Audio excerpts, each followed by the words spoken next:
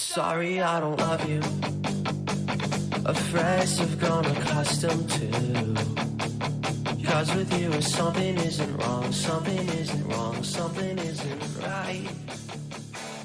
I wish you could be happy. Hey everyone, welcome to Geekdom is back, as is Sean Gonzalez. We are talking all about Annihilation today. We will be covering the book and the film, so obviously, as with pretty much every episode of this podcast, spoiler alerts, and I'm really bad at saying that. I figure it's just a given, but just in case here.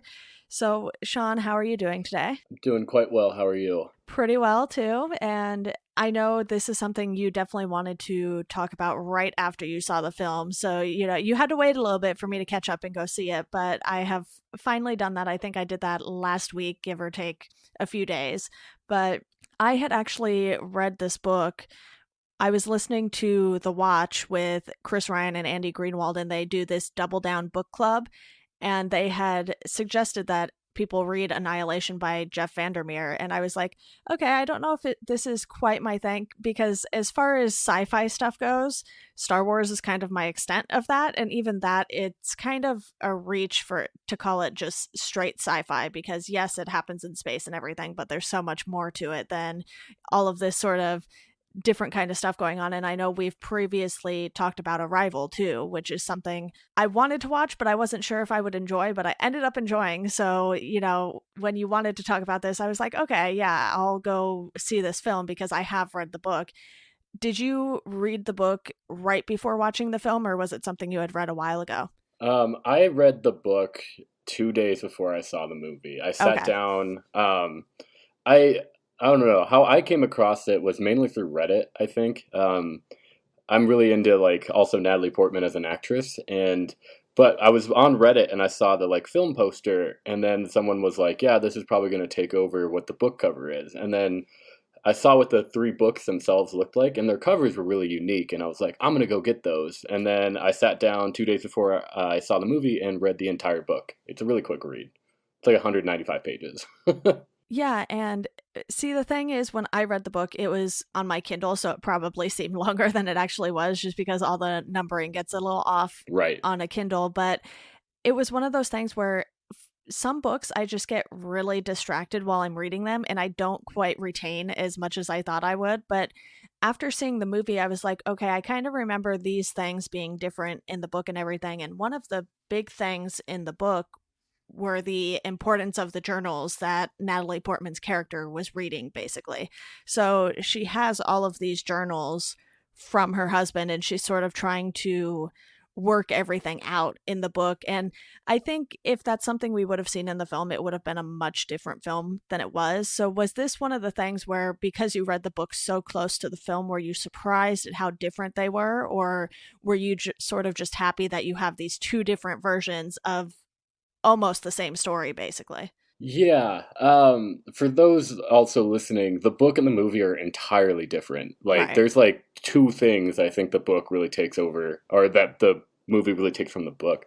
But I would say that I'm happy they are 2 separate entities, because the book is the book is extremely ambiguous. There's no names of characters. There's really no description of anything. It's kind of left for you to put it together. And that's why I think I love the film, because they gave Alex Garland, who is really starting to come to his own, and already has done amazing movies writing. They took this, he made it something, what he saw, he brought it alive. And I think that tells a lot of how this book was written, and this journalistic, episodic caricature of what Area X was. So, to put it shortly, I love that the film took that and made its own. Yeah, it definitely just took the very, very general premise of the book and sort of spun it a different way. But one of the things you said with the books is that you went out and bought all of them. So this is the first book in the Southern Reach trilogy. And I feel like, I don't recall how the book ended exactly, but I feel like there's sort of a single story to be pulled out of the book instead of having to read all three books, you can still get sort of this full story just by reading the first book, because personally I have not read the second and third books in the trilogy, and I've actually heard they aren't quite as good as Annihilation. So knowing me, being the completionist that I am, I will probably try and go read those at some point, but I'm not in a huge rush to do so right now.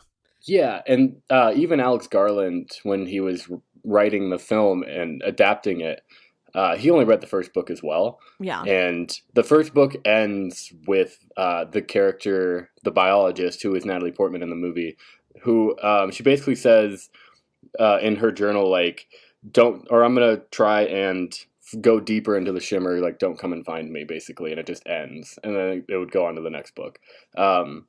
So, yeah, if that would have been like the movie, I would have been like, that was, what was the point of this? And that was kind of how I read the book. It was like, all right, so like, if it's just off this book, like, what's the point? So that's why I think the movie did a really good job on taking the premise and then the kind of characters and then going off on its own. Yeah, and a lot of the things from the Shimmer are the same, you know, the disappearances, the cancer, the mental trauma, and everything that we do see in the movie. A lot of that is pulled from the book, but it's sort of the journey that is quite different. And like we said, because the journals aren't even around, and it's actually her journals, I think, that they are sort of telling the story through in the book. She's Right. keeping these logs and everything. And I think, you know, she finds out about the husband while writing her journals. So I totally flipped that. I thought it was the husband's journals, but you know, that's what I get for reading the book so long ago in comparison to the movie. I mean, it wasn't super long ago. I think it was last year or the year before. I don't recall exactly when it was, but it's just one of those things where if most of what we had seen had been Natalie Portman writing in journals, I don't think that would have been nearly as exciting of a movie, but the book does lay the groundwork for it very well, and you can tell this sort of story a bunch of different ways, you know, and since they weren't following the book super closely, they could have had a variety of different things happen during the journey, like, you know, just the order the people die in or something, or why they die or how they die could have been done so many different ways because you don't know really anything about the Shimmer. But you know, I don't think a lot of people want to hear about the book too terribly much since the film is more fresh. So why don't we go ahead and just dive more into the film in general, because I don't know how many people read as much as you and I do, because I know you come on here to talk about books too, and it's one of those things where I think this is so different that people don't need to read the book to even understand or enjoy the story in the film version. 100%. So one of the main things that stands out with the film that I really want to talk about are the visual effects, because this movie just looks stunning from beginning to end, and they did the visuals so well too. It's like you kind of want to go in the Shimmer just to see all of these things for yourself, but at the same time you're like, nope, that's a very bad idea. Yeah, they did I think Alex Garland and his team did a really good job, you know, imagining what things would look like, even from like the flowers to just the flowers really stood out. And then like, I don't know what you would call it, but it almost looks like moss. They call it like malignant, just like mutations essentially, but that's just all over the place. And then it's in like a national park too. So there's already like kind of an idea of like nature being there, but then the Shimmer just enhances it. And it's mainly in like the background a lot, but it's just really cool to look at as you see characters, you know, walking through it or doing whatever through it. They really did a good job. Yeah, and it's not even just the flowers that have these crazy mutations too. When we see the ginormous alligator, I believe. Yeah. I don't really know the difference. I always get alligators and crocodiles confused, but I'm pretty sure it was an alligator because it had the wider nose or whatever. But like when it opened its mouth, it looked like shark's teeth in there or something. So it was just sort of this crazy mutation, and Natalie Portman just shoots the crap out of the alligator. And it's one of those moments where her military background sort of shines, because it's not really something she puts on display. She's certainly focused on being a biologist and not really bringing up her past until that very moment when it's like, okay, this is kind of a life or death situation.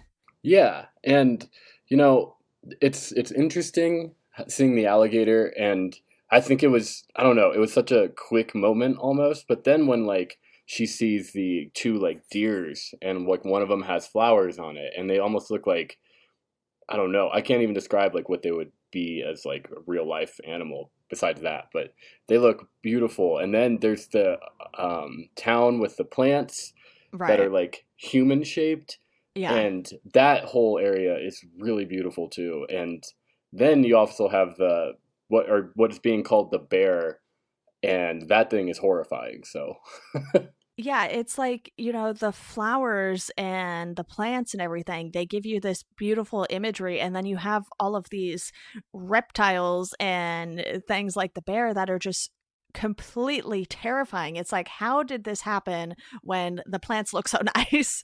And it's definitely a stark difference in the visuals with them too, because when they are holed up in one of the houses and the bear hybrid thing comes in, it's definitely one of the darkest moments visually in the film because they don't really have any lights on. They're in this very small room tied up to chairs, and this ginormous animal just comes in and starts attacking, and it's way different than being outside and seeing the bright colors of the flowers and everything, and I think they did that really, really well.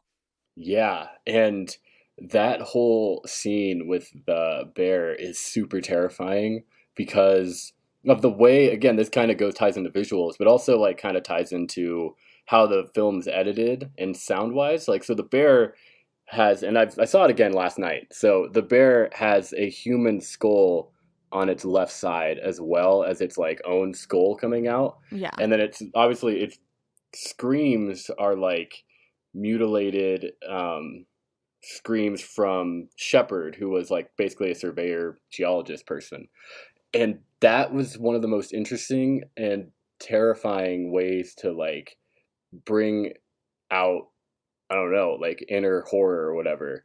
So that was extremely, extremely interesting. It's really tense. Um, but yeah, I think the animals were trying to figure out the best way to mutate and survive without like, being conscious about it. Whereas the plants are just, growing and becoming really beautiful and luscious. So yeah, it was it was really terrifying seeing the animals again. But that bear scene is claustrophobic, and it's actually interesting too. And we'll get into this later.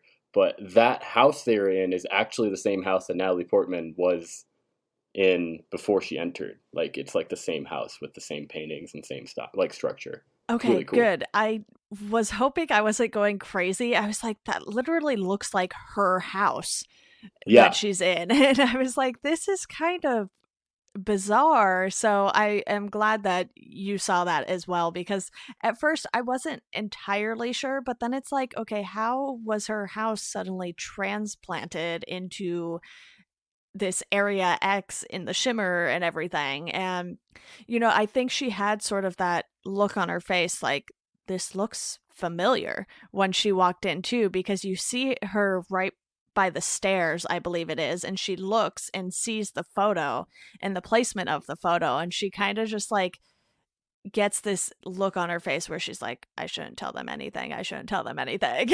And yeah, she's keeping this secret from all of them except for Ventress, because her husband was there before her, and she just tells everyone else that she's just a biologist and that's all it is, and that's why she's there. And the audience already knows that's not the real reason. And one of the big changes they made from the book too is that she has an affair while the husband's away, and it's interesting, but I think it sort of helps drive him to taking the assignment to go to the shimmer and everything.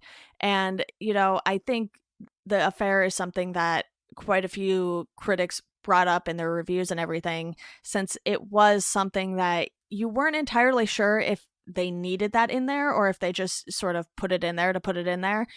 So when her husband goes into Area X and he's just gone for an entire year, she has no clue where he is, no clue what happened to him, no idea if he's dead or alive, and then all of a sudden he just walks in the door one day. And that was crazy to me because it's like, okay, you have been gone for a year. What is going on? Yeah, it was so the husband and the affair, after seeing it again last night, there's a really subtle way that they tell that story. And it starts when so when like the little screen crawl says the shimmer, Right. then it shows, instead of showing the shimmer right away, it shows Natalie Portman's affair. And I think that like, I don't know, the unison of that was really important. I think a lot of people didn't really see that right away or didn't really understand that. Um, but I think that needs to be like made, because the shimmer wasn't just, the area. The shimmer was also the people. Like, Right. so Natalie had already done this to her life. She'd already like technically mutated it, and there's a whole theme of twos and twos and twos, but it was really important for that. And I think that the like studio and Alex Garland put that together really well, because I think you needed that. Yeah, and the man she has an affair with is one of her coworkers who is also married, and he doesn't feel quite as guilty about it as she does, but you get the sense that when Lena has the affair, Kane kind of figures it out, and you can see their interaction when he leaves for the last time. He sort of just has almost a blank look on his face, like he's like, I have to go right now. And there's like not a whole lot of emotion for him. And she's sort of like, right now, sort of thing. And I thought they did that scene really, really well, because when you find out about the affair and everything and you see that moment, you're like, okay, he definitely knows something or wants to say something that he's not saying. Yeah, and I think even Natalie Portman figured out that he knew, and it was, one of the main themes is that everyone that went into the Shimmer had nothing out there in like real life for them. Right. So that was like his drive, and then Natalie Portman's drive to kind of figure out, why he went in, and that kind of was in the book too, a little bit, but yeah. And before we go anywhere else, I just want to say the scene where Kane is cutting open his fellow, I don't know, military friend, Right. that is insane. And then to see what happened to him in the pool, I think that needs to be like, I haven't heard anyone else discuss that, but that set needs to be like in a nomination for set design, because that is the most like hauntingly beautiful thing I have seen in a movie in a long time. Yeah, I don't see how this movie wouldn't at least get nominated for Oscars for like visual effects and everything like that, because it was amazing how well this looked. And I think, that's something people pointed out across the board. It's like, even if people didn't like the story as much, everyone can sort of agree that the visuals in this were just amazing. And it's something like, okay, you can see the visuals, you can see how good they are. You can't really dispute that sort of thing, but the story is the meat of the movie, of course. And I know you want to talk a little bit about the hidden meanings and the ending, because the ending is definitely something I don't think I was expecting going into the movie. So yeah, there's a lot of hidden meanings in this movie, and there's a lot of ways to look at this film. And I was just talking with someone last night, but they were discussing how, like, what's the alien's purpose? And I was like, well, what is our purpose? Like, the movie is much more about humanity than it is about this, like, sci-fi extraterrestrial idea. And that's why it's so ambiguous about, like, what they're doing, besides just refracting DNA. And so you can look at everyone going in there and having their own personal struggles to overcome, or you can look at it as the Shimmer is terrifying and we don't know what to do. And so it really comes in with Josie, who was played by, she's on Westworld. Tessa Thompson? Yeah, Tessa Yeah. Thompson. So when she, she has all these scars on her arms, and they said she was trying to feel alive, and then she's the only one that really comes to terms with the shimmer and decides to take off her jacket, show her scars, and then she kind of like becomes something beautiful. It's hinted that she goes and becomes one of the plants that look like humans, or she turns into a tree or something like that. And so I think that whole scene is just, she accepted it, and she didn't want to die in a horrific way. She didn't want to fight what she was trying to do like Natalie Portman was. And then there's also Ventress, and I heard it last night and it was super interesting, but she basically says, but right when she leaves for the lighthouse alone, she says, the person that came in here and the person that are leaving are not the same, but I'm going to end it. Right. So it was like, everyone is going in there finding a way to either get rid of their life or come against what they're terrified of, and then either embrace it or kind of self-destruct, which is the whole point of the movie. And then obviously Natalie Portman is figuring out why her husband went in and what drove him to do it, because she wanted to drive herself to do it. So it's crazy. And then once it hits the ending, so basically they have to get to the lighthouse, and then the lighthouse scene is unbelievable. So what did you think about the lighthouse, and then that whole twist? And then I'll tell you my whole idea behind it. Yeah, I thought the fact that you have Lena getting there after Ventress, and Ventress is already down in that hole, basically, which is sort of the heart of the shimmer, I guess. And she's already been taken over by it. She's sounding kind of creepy at first, to be honest. And you have Lena sort of just trying to figure things out, and there's this big bright explosion and everything. And Lena is also dealing with seeing two different versions of Kane on film. And what I found, I suppose, the most unbelievable is that camera would have still had any battery left for her to watch that video, but that's besides the point. And, because we don't know how long it's been there. Right. Because he was gone for a year. Right. So that's a thing that I've seen people talk about. And it is kind of crazy to think that it could still be there, but we don't know if the Kane that came back literally came back right after that scene, or if he came back. True. And yeah, so it's just, and the other thing you got to think about with that too is Natalie Portman or the biologist, Lena was technically in the shimmer for months. Right. So was she in there? Were they in there months before getting to the lighthouse, or and that's kind of where the time delusion happens. But yeah, it's a little weird to think about.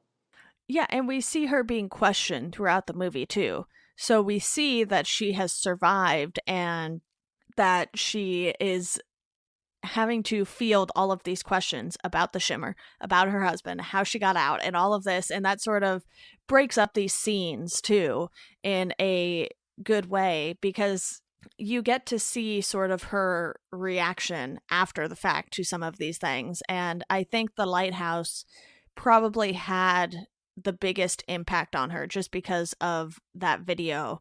And I would even say that video more so than the one where Kane's cutting the guy open and his insides are just moving all around. But before we dive more into the ending, one of the characters we haven't talked about much is Anya Thornton, who is played by Gina Rodriguez. And she sort of ends up being the paranoid one, because she's the one who tapes them up to those chairs that we mentioned earlier when the bear attacks and everything. And you can definitely tell that her mind is being affected the most, and she doesn't know what to believe anymore, who to believe, or what to do about any of it. And for someone who is largely a comedy actress, I think she played that role very well.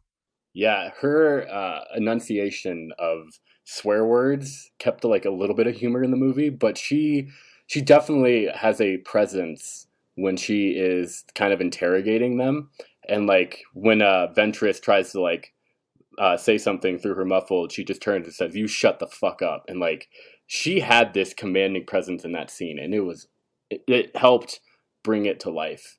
Yeah, absolutely. So then we get even more after Lena, leaves the lighthouse and manages to find her way out. And who knows how long that takes, too, because it's not like the lighthouse was right by the entrance where they came in or anything like that. Right. Yeah, it's definitely wild once but once it hits that part, you either like are like, all right, I'm done, because you see Kane and you see him blow himself up, and then Lena enters this tunnel kind of like idea, and she finds Ventress, and then the movie just like takes off into some of the most stunning visuals I've seen, some of the most incredible choreography I've seen, Yeah. and the music, like it was done by Ben Salisbury and Joffrey. Oh, I don't remember the other name. Hold on, I just want to make sure I get it right. Joff Barrow. I was close, but those two did such an incredible job at kind of narrating the movie with the music too. I've listened to the soundtrack by itself, and you still have like this Trent Reznor industrial kind of feel to it, and you can still listen to it without seeing the movie, but it's really, really, really amped up in the lighthouse, and it's just loud and abrasive, and the visuals are going ballistic, and it's just it's like hypertensual, like you don't know what to do. It's a lot of sensual like feelings. So it was it's like I felt glued again seeing it. I was just like glued and just like, holy cow, who, how, what. So I don't know. That whole lighthouse scene I think is crazy. And then I mean once you see the alien, that's technically what they're calling it. It's stunning, it's crazy, and it brings up more of these like hidden meanings um that I'll get into in a little bit. But I mean, what did you think when you were watching that whole part? Like how do you describe it? As soon as, like you said, the alien type figure started mirroring Lena's every move, I was like, oh, this is getting very intense. And it's like she's not even interacting with a real person. She's interacting with something that's alive because it's sort of forming and moving and all of this stuff. But it's one of those things where it really makes you stop and think about what's happening, because as soon as you see the two versions of Kane on camera, you're like, okay, where is this going? And then you see this version of Lena forming, and it takes its time too. It's not like a very quick thing where it's just like all of a sudden a second version of her pops up. It is, silver, and the face isn't fully formed yet, but you can definitely make it out as a human body form. So it's one of those things where it was just so interesting how they did that. And then, she finds the grenade and hands it to the other version of her, and she just bolts out of there. Yeah. And the other version of her kind of just like doesn't know what to do with it. Yeah. It's all right. This is where I think this whole film comes together for me, right? Like, so if you look at the lighthouse and then you see the tunnel, and then you go down into the room where Ventress is kind of like spewing off these crazy ideas and how it's going to take over, and then Annihilation. So if you think of it and you look at it, it's very much like a womb, and the tunnel is very much like a birthing canal. Right. So that whole like metaphor plays out, and then obviously it took Ventress's body, and it took Lena's blood, and then it made something, and then that is like a terrifying thing. And then so Lena runs out, and she is basically pictured or like portrayed as, and she even says it in the interview, she's portraying that it's mimicking her. And so it's like, well, did it fight you? And she's like, no, I fought it. So there's a lot of people that are putting that as like, how you deal with like depression or anxiety or just your overall life. You're fighting yourself more than you're fighting other things. And that whole scene where she gets knocked out by it, and then she tries to escape, and then she's trying to like push against it to get it off of her, but it's pushing back, and it's so claustrophobic. Like Alex Garland really got up close there. It's so claustrophobic. And so when she realizes that she is the one that's causing her own pain, she like lets go, and then she obviously ends up giving the alien a phosphorus grenade, and then it goes back to these interviews, which some people didn't like the interview style, but I think it was needed, and I think it shows up, only when it needs to. And there were also some people that were like, well, we know everyone dies and we know she survives, and it was like, well, like the book did the same thing. Like the second page of the book is like, I don't even know why I'm writing about these people. They all die. Like they die in a day.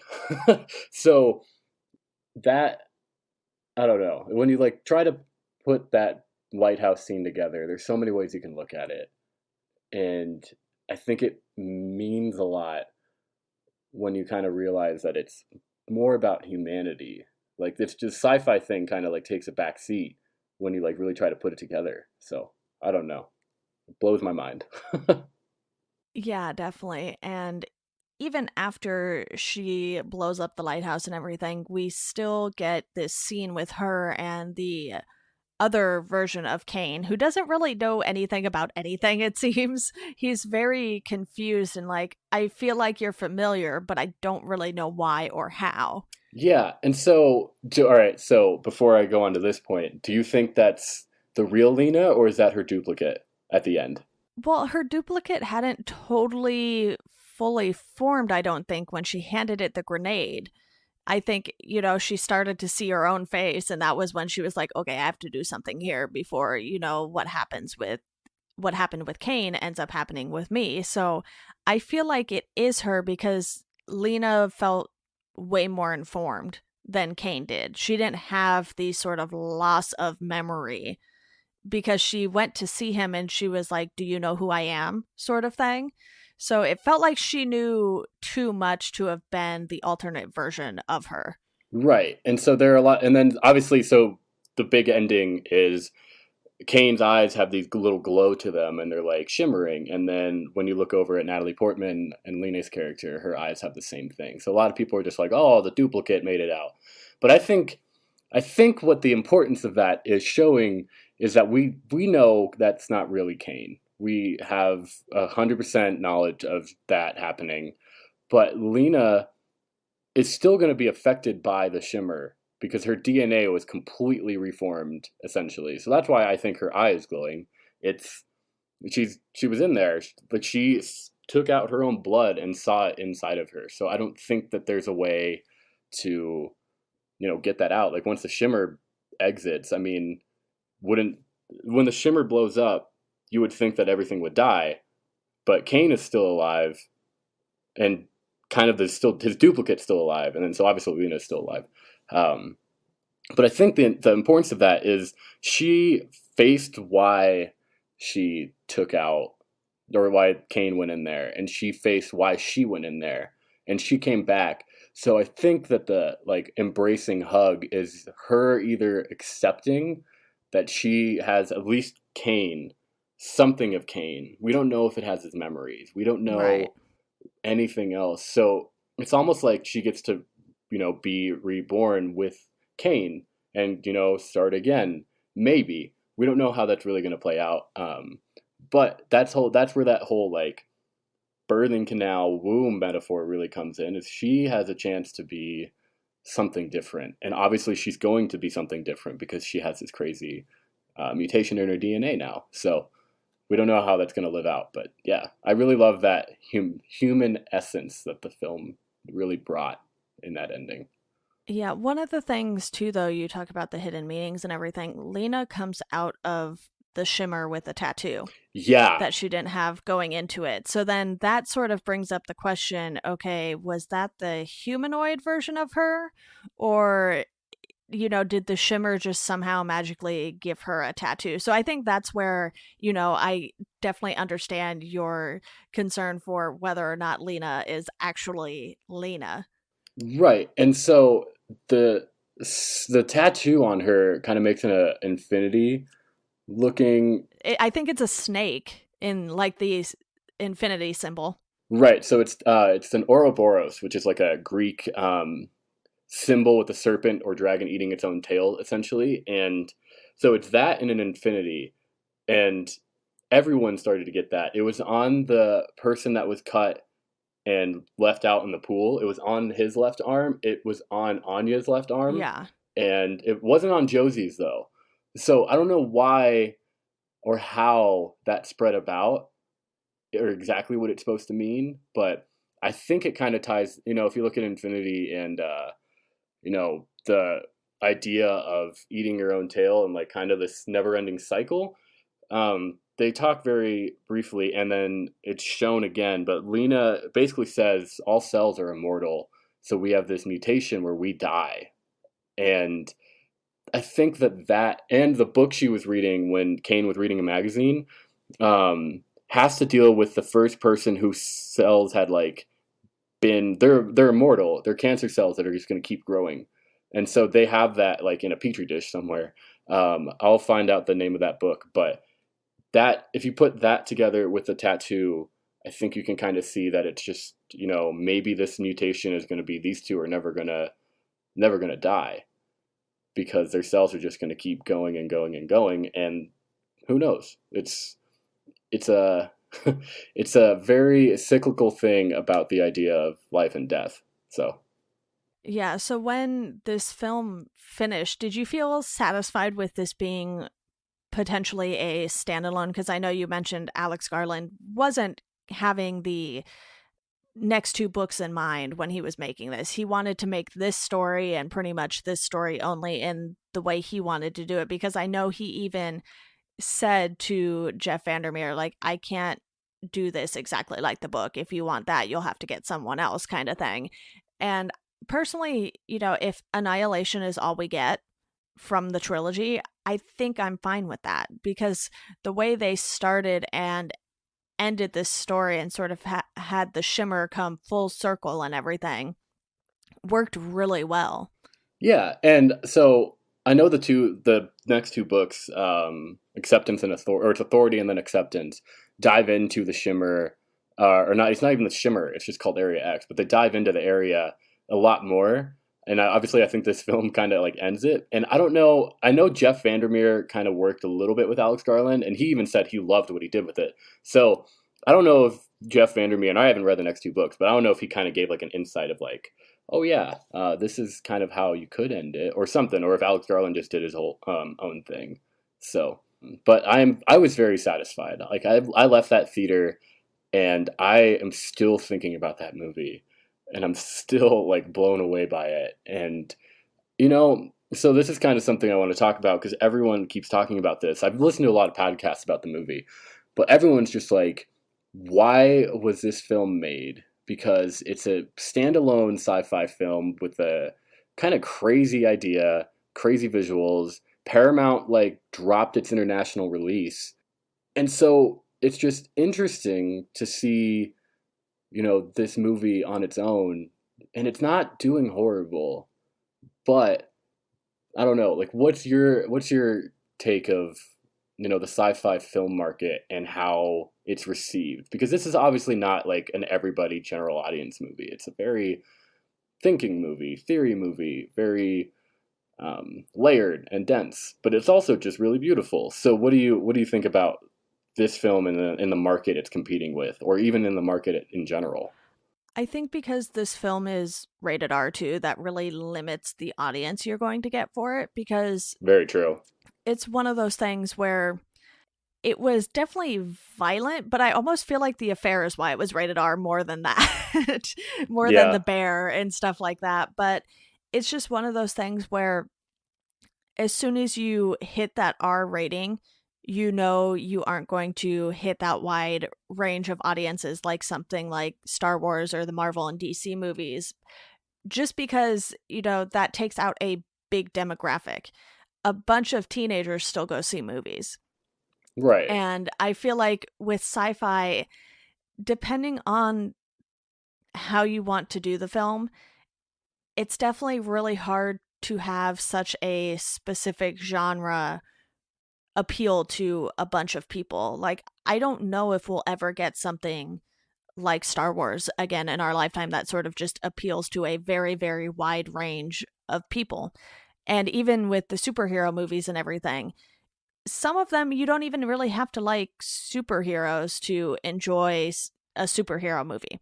And I think movies like Black Panther definitely open up new audiences to these films too. So that's still happening in a sense, because you can call Star Wars and probably a lot of the superhero movies somewhat sci-fi, because what we see in Black Panther and Iron Man, we're seeing all of this really cool technology that isn't real. So it is science fiction in a sense, but when you're talking about movies like Annihilation or even Arrival, it's something so specific where you're like, okay, well, we can't really relate to aliens being around, or, they're just inherently less relatable to a lot of people, because you're like, okay, well, there's no way this is going to be a thing that ever happens. And I feel like that deters some people. And like I said at the top of the episode, I'm not a huge sci-fi person. It's been growing on me a bit more.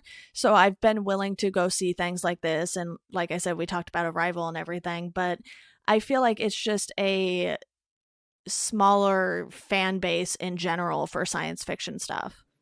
Yeah, and so there was a lot of people that were very much giving the film a hard time, like Annihilation a hard time, because Paramount is this big studio that allowed Alex Garland to make this film.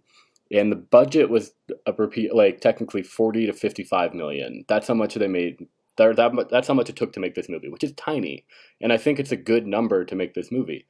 But so Paramount stripped its international release and sold it to Netflix for like roughly the budget that the movie was made. So, and right now the film is probably going to make 30 million just in the United States and China alone.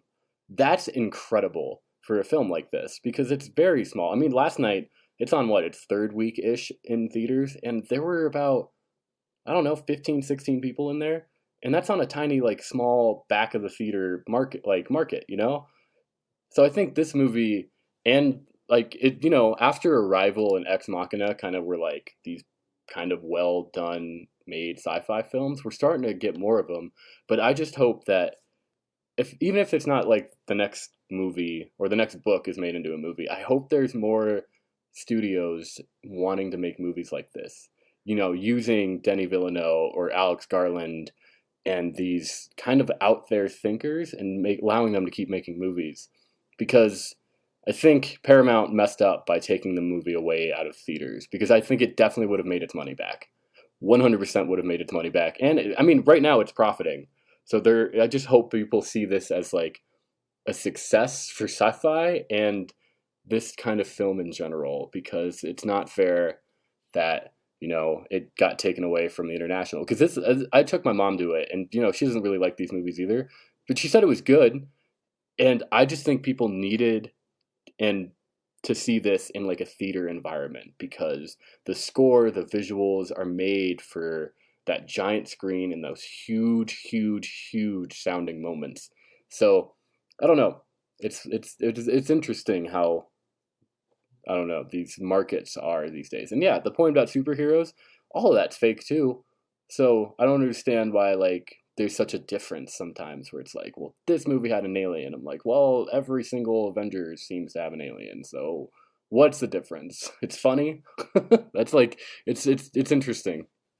I think with the superheroes, it helps that they're characters people are already familiar with too, because they existed for so many years in the comics, and there's all this backstory that, the hardcore comic book fans are going to want to pick out those things in the movies. But when you have an all new property, basically, because these Vandermeer novels aren't that old.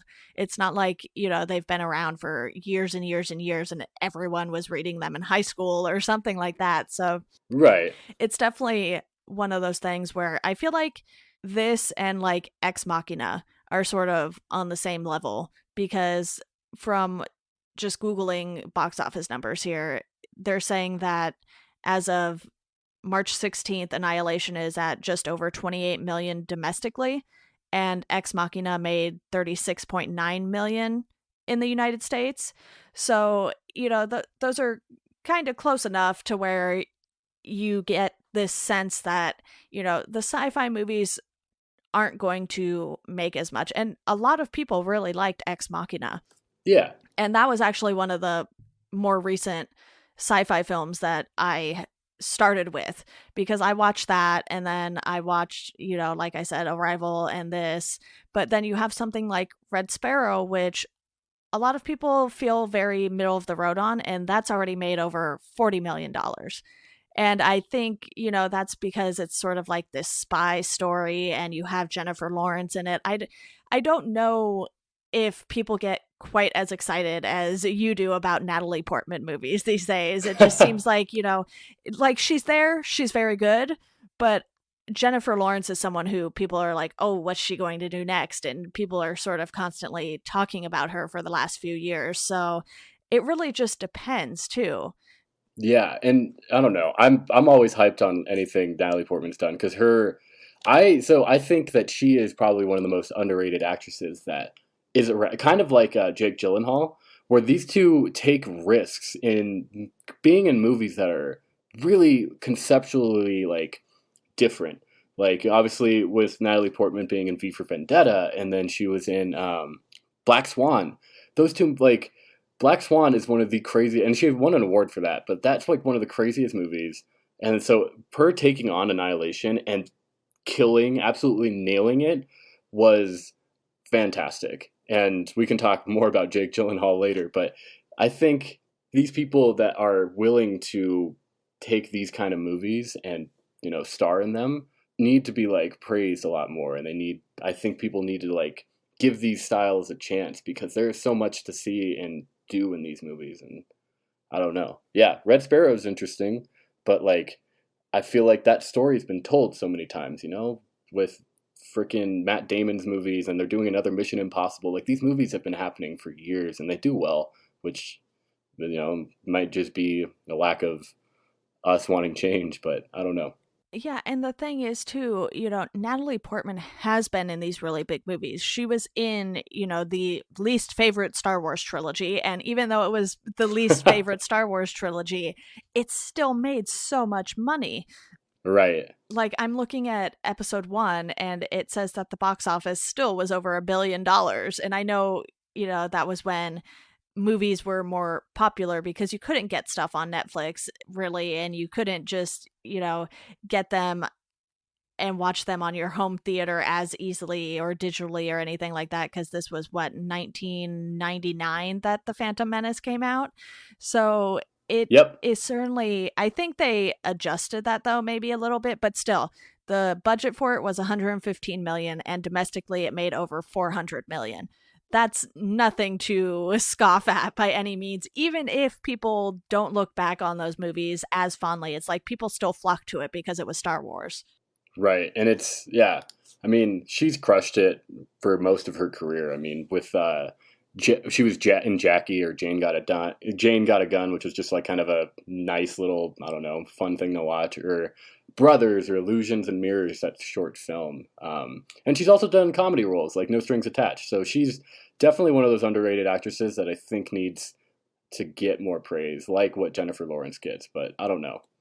It's an interesting market these days, but I am very satisfied with Annihilation. And anyone listening, give the film a chance. There's a lot of layers to it, but it is really wonderful to look at.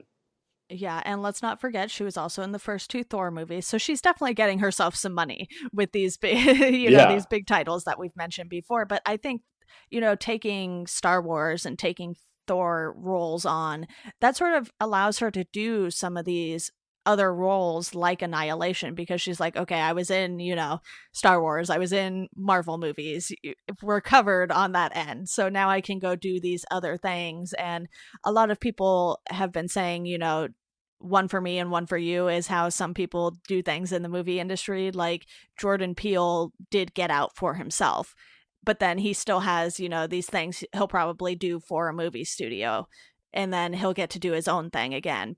So I find the movie industry very, very interesting. And I think we could probably do like a whole episode just on how weird the movie industry is. So, it's something we could talk about for a while here. But is there any last minute things you want to bring up for the film, or did we cover everything? Pretty much covered everything. I'm excited to see what Alex Garland does next because I looked at his repertoire of what he's done, and he did do Ex Machina, Okay. so it is funny. Yeah, definitely give this movie a chance. You can read the book before or after, but don't expect them to be anything alike. Yeah. And yeah, that's about it. I'm proud I saw this movie. I'm proud it was made. Or I'm not even proud. I'm just happy. But hooray. Yeah, well, I'm sure you and I will go back and forth as you read the next two books and eventually get to them. But as always, Sean, thank you so much for coming on, and we will certainly have you back on. You've been on quite a bit lately here, so we're on a roll. This has been very nice. Yes, I'm happy to do this. It's nice to be intellectual and like not to make a pun, but geek out about these things. That is the whole point of the podcast. And to our listeners, as always, thank you all for listening, and we hope you enjoy the rest of your day.